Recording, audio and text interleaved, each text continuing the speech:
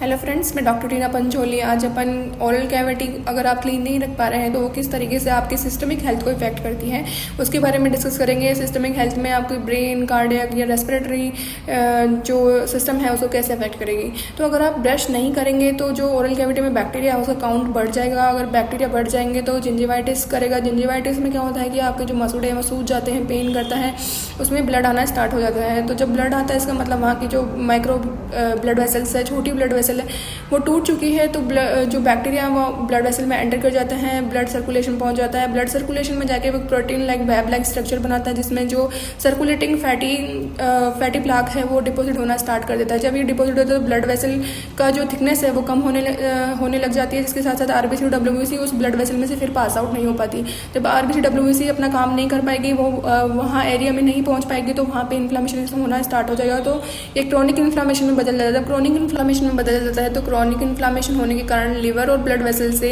एक protein secret होता है जिसको सी रिएक्टिव प्रोटीन बोलता है। सी रिएक्टिव प्रोटीन की मात्रा जब 3 मिलीग्राम पर लीटर ब्लड में हो जाती है तो इससे जो कार्डियोवैस्कुलर सिस्टम में जो हानिकारक प्रभाव है वो दिखना स्टार्ट हो जाते हैं।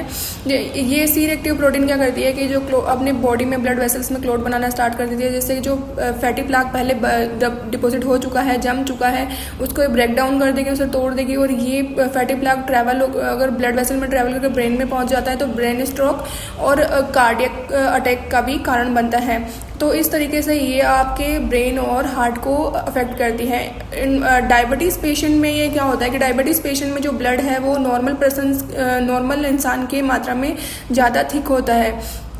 अगर डायबिटिक पेशेंट अपनी ओरल कैविटी क्लीन नहीं रख रहा है तो उसमें प्लाक जमा होने के साथ साथ उसका जो ब्लड है वो थिक और विस्कस होता है, तो वो आसानी से पास नहीं हो पाएगा ब्लड वेसल से, तो उसको जो हार्ट अटैक और ब्रेन हेमरेज के चांसेस बढ़ जाते हैं। इसी तरीके से अगर प्रेग्नेंट लेडी में अगर वो ओरल कैविटी क्लीन नहीं रख रही है तो प्रोस्टाग्लैंडिन सिक्रेशन ज़्यादा होगा, उसके साथ साथ वो प्रीमेच्योर बर्थ करने में रिस्क क्रिएट करेगा, साथ में ही लो बर्थ वेट बेबी हो सकता है। इस तरीके से प्रेगनेंसी में भी हानिकारक होता है। अगर आप ओरल कैविटी क्लीन नहीं रख रहे हैं, साथ में अगर आप स्मोकिंग कर रहे हैं, टोबैको खा रहे हैं और साथ में अगर आपको डायबिटीज़ है तो ये काफ़ी अधिक रिस्क फैक्टर क्रिएट करेगा। मतलब आपको कार्डियक डिसीज़ और ब्रेन हेमरेज होने के चांसेस काफ़ी मात्रा में बढ़ जाएगा। तो इस तरीके से अगर आप ओरल कैविटी क्लीन नहीं रखते हैं तो वो आपके सिस्टम पे भी अफेक्ट करता है। आई होप मेरा ये वीडियो आपके लिए हेल्पफुल होगा। अगर हेल्पफुल है तो प्लीज़ मेरे चैनल को लाइक करें और सब्सक्राइब करें। Thank you.